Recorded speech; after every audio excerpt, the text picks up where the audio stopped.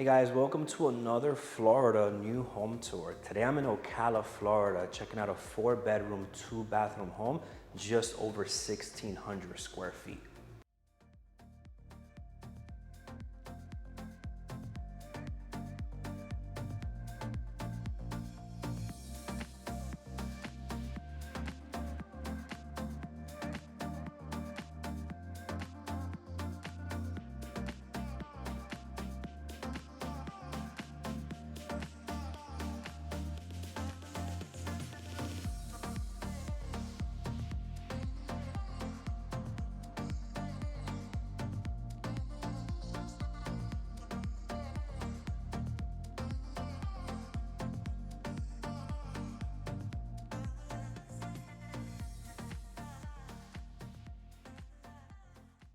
This is your first time on this channel. My name is Jodeni Ogando. I'm a Central Florida realtor and I'm also a mortgage broker. Originally, I moved from the Northeast. I used to live in the Bronx, New York, also in Manhattan, moved to Florida several years ago. Now this is where I call home. I help people buy and sell homes throughout Florida every day, sold hundreds of homes. I'm also in the mortgage industry, so I'm able to guide you in those two scenarios, whether it's real estate mortgages, refinances, construction loans, equity lines, all types of real estate help I can provide for you. To reach out to me, my direct number is 407-759-5677. My hours of operation are actually till 10 p.m. Eastern time because sometimes I have clients in California where it's like 3 hours behind. So I'm able to help those clients out as well. So we keep the office open a little bit later. That way we can service clients throughout the country and throughout the world as well. So if you're looking to buy a home anywhere in Florida or just need help with like the financing part and you already have your own realtor, I would love to work with you on the financing side or work with you on the real estate side. Or if you need both, my team can handle both. Consider subscribing to this channel where we focus on all things real estate throughout Florida. So we got Ocala, Orlando, St. Cloud, Kissimmee, Miami, Jacksonville, Gainesville. We're all over the place. If you go through the channel, you'll see different videos from different areas. So consider subscribing, drop a like on this video here and drop a comment. Let me know where you're watching from and let's take a tour of this beautiful home in Ocala.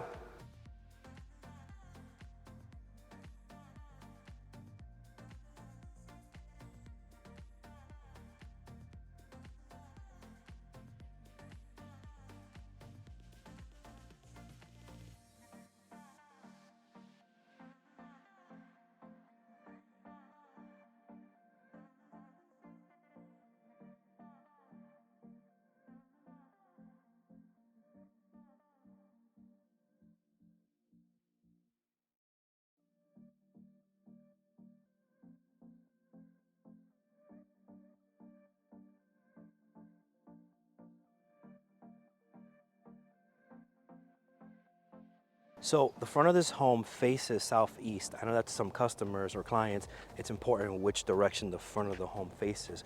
We're sitting on 0.24 acre of a lot, so you're close to a 1/4 acre with no HOA and no CDD, so you have less restrictions when you're living in a scenario where there's like no HOA and no CDD. Whereas when you're in HOA communities, there's a lot more regulations and restrictions. So if you're one that doesn't want as much regulations and restrictions, then this is gonna be a house for you. We're priced right under $300,000. This is incredible to find a brand new home, 4-bedroom, 2-bathroom, just over 1,600 square feet, under $300,000. A home like this, somewhere closer to Orlando, can run you $400,000 to $500,000 or more. Just take a look on Realtor.com or Zillow and you'll see for yourself.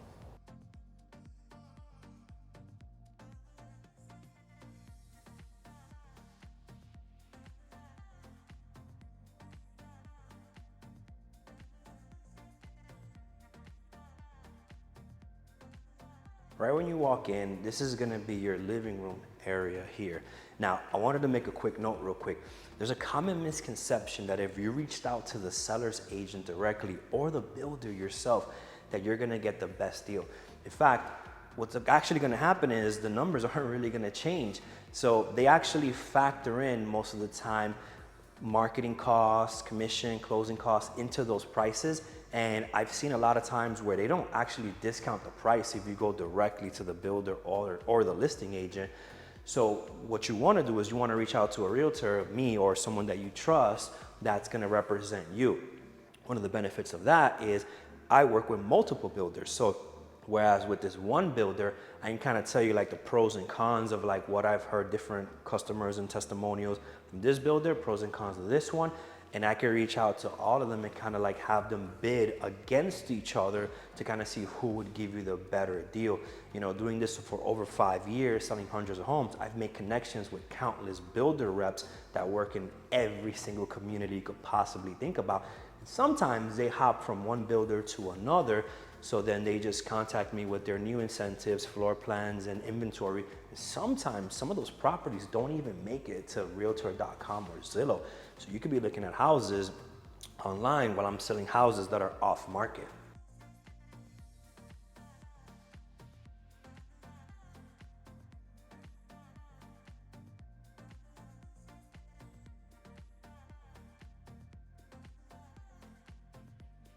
What I like about this house when I was touring it earlier while preparing the equipment was this massive island here, beautiful finishes. You know, they have kind of like the countertop. They're using it also as like the backsplash, so it gives it a very nice touch. You have these beautiful light fixtures here. Everything about this house is upgraded, even the door where it has the glass that's see-through. It's not a cookie cutter house at all. It's very elegantly done. What are your thoughts on this kitchen?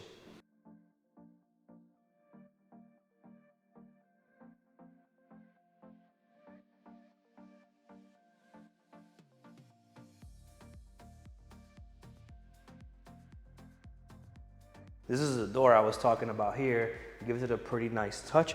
It is pretty bright, so I'll probably find a way to kind of like get some shade going on here or tint it maybe. And then maybe in the evening, you get to look outside. It's pretty cool. And then over here, you're gonna have one of the first bedrooms of the property.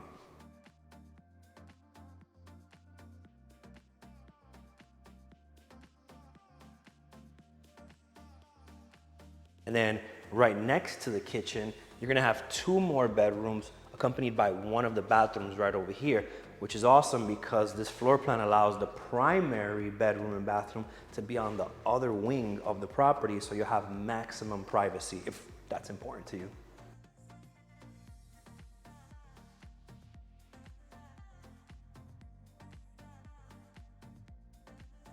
So as you come down this hallway, you're gonna have access to your two-car garage, your laundry room, and you're gonna have your primary bedroom and primary bathroom, as well as a nice walk-in closet also.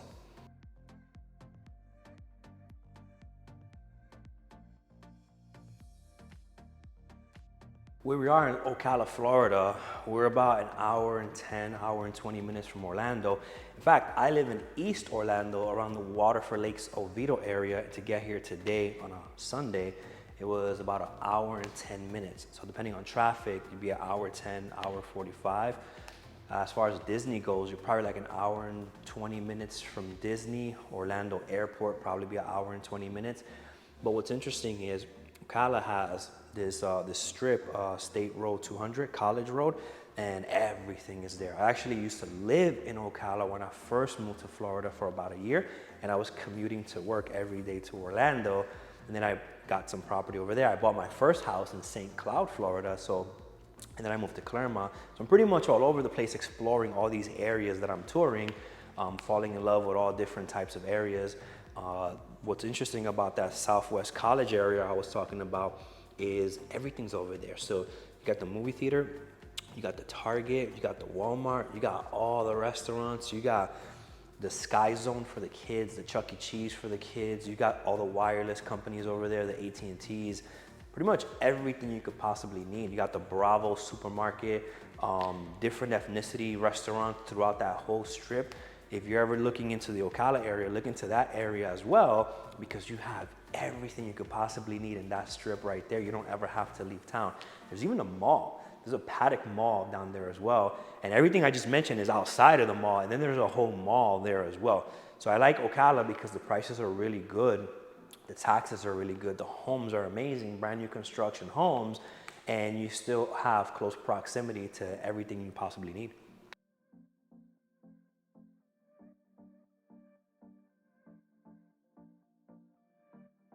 If you found any value in this video, consider subscribing to the channel. Would love to be your resource in helping you with buying or selling a home anywhere in Florida. And remember, I'm from the Northeast, so I actually specialize in helping people move across state lines. I've helped countless families move from New Jersey, New York, Texas, California, even from out of the country. I think I helped one in Canada, I think one in Brazil as well. So I've helped people in different scenarios, and I'm able to coordinate all those different moving pieces to make it a smooth transaction. We even have scenarios where we help somebody close in Dominican Republic, and it was all done remotely. So if you need someone local, boots on the ground, that can help you throughout the whole process, even if you're here or you're not here, I'm your guy. Reach out to me. My direct number is 407-759-5677. That'll actually route you to my cell phone. You can call me or send me a text, whatever you're more comfortable with. And then if I'm with a client, I'll just call you right back, or I'll text you back once I have a minute. And my office hours are until 10 p.m. Eastern, again, because there's clients that are a few hours behind on the time zone, and it could be like 6, 7 p.m. their time, and they don't know that sometimes over here, the hours are later, and then they'll be kind of shocked when I tell them, yeah, it's like 10 p.m. now. And they're like, oh, I'm sorry for calling so late. And I explain to them that we stay open later so that we can be more accessible to more people throughout the country as well. Well, that's it for this video. I'll see you on the next one. All right, so we're back at the home studio for a little bit. For those of you who have seen my videos before, you know what I'm about to talk about, so you can finish the video now. For those of you who are new here, this is where we're gonna talk about the steps of buying a home, some of the numbers associated with that, and as well as some things to look at as far as life expectancy goes with some of the big items. So as far as like some of the steps when you're buying a home, one of the first steps is consulting with a real estate agent like myself. We're able to put together like a synopsis of like what you're looking for, your time frame, budget, and especially with someone like me, I'm also able to help you with your mortgage needs. I'm also a licensed mortgage broker account executive. So with One Credit Pool, I'm able to shop multiple lenders at one time to see what type of programs you qualify for, what type of options there are, if there's any down payment assistance programs. We have all sorts of different programs being a mortgage broker. So after we get past that initial consultation of kind of like seeing what you're looking for, and some of my clients call me from other states, so this could be like a Zoom call, this could be a phone call, but there's a lot of times where someone calls me, right? They're hyped up, they saw my video on a weekend and they call me and they're like, oh, I'm looking for this, start sending me this, and then completely ghost.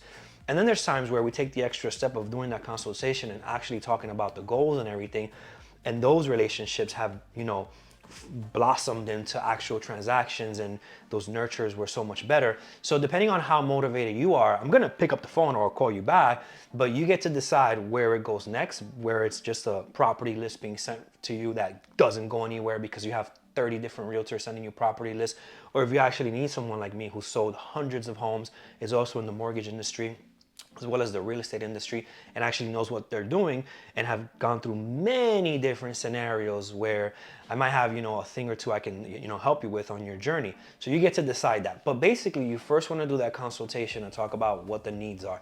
Then we want to start putting the property list together, tailored to like how, what you're looking for. And I do this two ways. I have an automated search and I have a manual search. Sometimes the automated search goes out too many times where it ends up in your junk or spam folder. After we've identified the properties that you want to check out, we go check them out either in person, or we'll do a video tour for you where we'll send you like a recording of it or virtual tour. And then we want to negotiate the offer. So those steps are, consulting with an agent, putting the property search together, getting pre-approved if you need to, or having your proof of funds ready, seeing the properties, negotiating an offer. Then we get into the contract.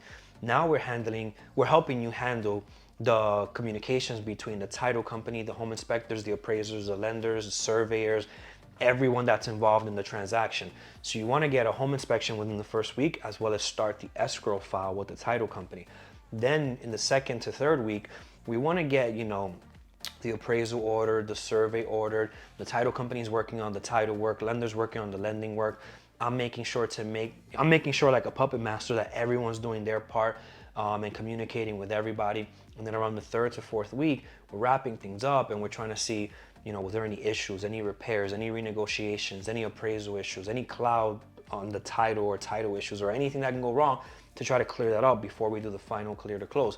Within 72 hours of that property closing, Title company is going to be, they're going to try to be ready. Lender's going to be ready. They're going to rebalance numbers.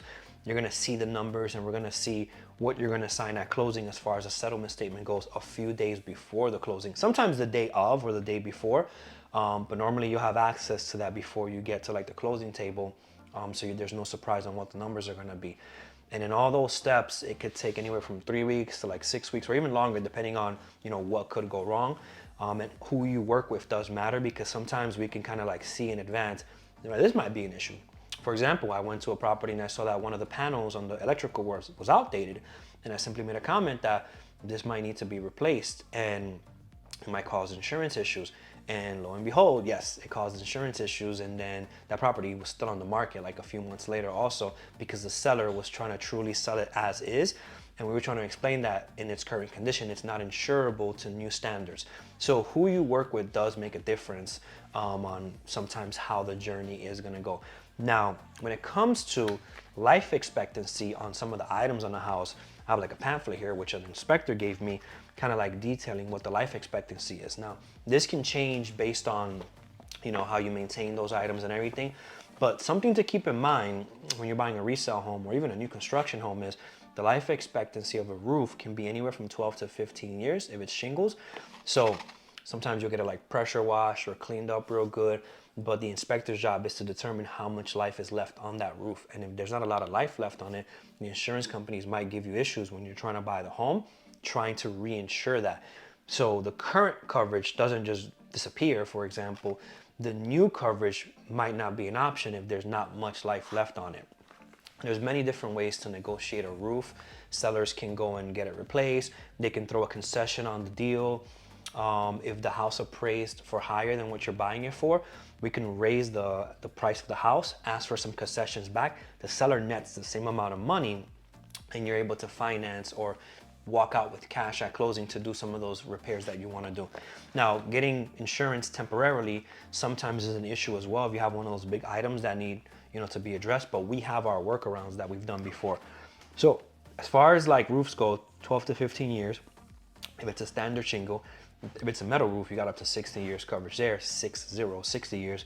Now, as far as cooling goes, central air, 10 to 15 years, depending on how you maintain it.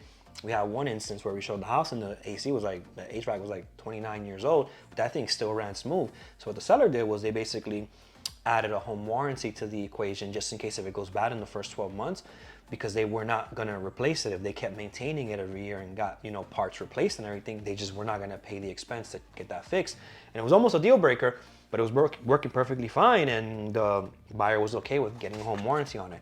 Now, as far as plumbing goes, if the property's on septic or well, septic, the sewer pump, 5 to 10 years, and then the well pump, about 10 years. So when you're buying a property with septic or well, you want to get those inspected as well. It will cost more money to get those inspections, but trust me, it could save you some money if there's potential issues that you can't see at the moment, to negotiate that before the deal is closed. So it's worth it, in my opinion, to pay for those extra inspections. And then as far as appliances go, a dishwasher could last 5 to 12 years, a dryer 10 to 25 years, garbage disposal 5 to 12, oven range 15 to 20, and a washing machine 5 to 15 years. Those are some of the life expectancy of some of those items throughout the house, for you to keep in mind when you're buying a property. Now, always consult with a professional inspector to actually check the property out, obviously, to get their opinion on that. Now, as far as like what it costs to buy a home, I have in front of me a settlement statement from a recent closing that we did, and I wanted to go over what's going to be outlined on this document that you're going to sign at closing. So you're going to have the section with the financials first, which is going to show the sale of the property price, any deposits, any loan amount. So what you're buying it for, what deposit you put down, and then what the mortgage is going to be on it, if there is one. That's going to be right there.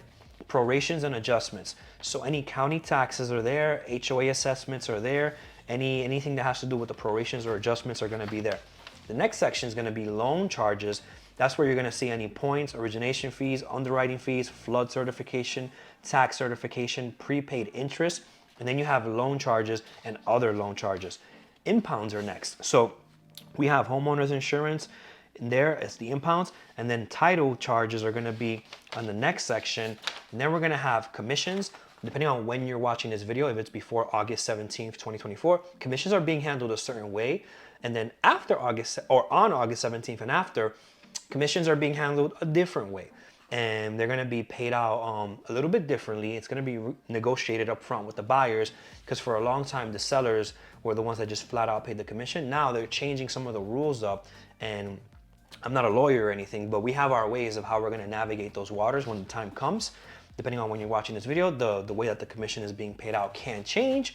So that's something your buyer's agent or me would negotiate directly with you. Commissions is next. Government recording and transfer charges, any payoffs on the mortgage is going to be next, and any miscellaneous fees. Now, one of the things that's very confusing when you're buying a house is property taxes and homeowners insurance. So what happens is, when you're buying a property, the property taxes are going to be prorated between the seller and the buyer. And the scary part is that a lot of people see it as, oh, the taxes went up. Well, no, the taxes were reassessed eventually after you bought the property. So what happens is, sometimes homes don't go for sale for a very long time, and they're at a certain, rate with their taxes, or, tax amount every month. And then after some years of the home being sold, the current tax rates or whatever are going to be higher. So when the home gets reassessed about a year later, the property taxes are going to adjust to what they should be. And it scares a lot of people, because that means that the numbers are going up. Because a lot of times when you're buying homes, a lot of times they're a little bit higher. You're buying it at a higher price than what they sold before. There are some times in like the luxury market where you're buying houses that were super expensive and they get super low, but based on my history and my sales, our averages are like 350K price points. We've sold over $34 million in homes, and at an average of like 350. Those are like gonna be like scenarios where they appreciated as we help those buyers buy those. Not too many scenarios where they depreciated. So the property taxes get adjusted up. And what happens after that is the homeowner's insurance is also charged up front. So property taxes, homeowner's insurance is charged up front to get paid out at closing. But then your mortgage is due about a month or two later, and you're gonna see it again monthly now, property taxes and insurance, and that confuses people. But what's happening is they're prepaying it now for the next payment for the following year. And the mortgage company is putting that into an escrow account, where at the end of the year or when it's due, they'll then make that payment for you. And what's scary is that if the lender you're working with doesn't escrow the correct amount, then what happens is there could be a shortage when that time comes, and then you'll have to pay the difference at that time. And another thing is, sometimes to make deals work, lenders will just use the current tax bill and not tell anyone that it's gonna readjust. And it could be a scenario where they're super close in DTI for qualifying. And if anyone were to say anything about that, then they may not qualify. So the lender doesn't say anything. And then a year later, you get surprised with that bill and it's higher, and you truly can't afford the house anymore. So that's just it's a tragedy that then you have to sell your house or short sell it or rent it out or do something, because you're surprised a year later when you just finished settling into your beautiful home that now it's going to be more expensive. That's information on property taxes, the numbers, life expectancy, and what to expect on when you're buying a home.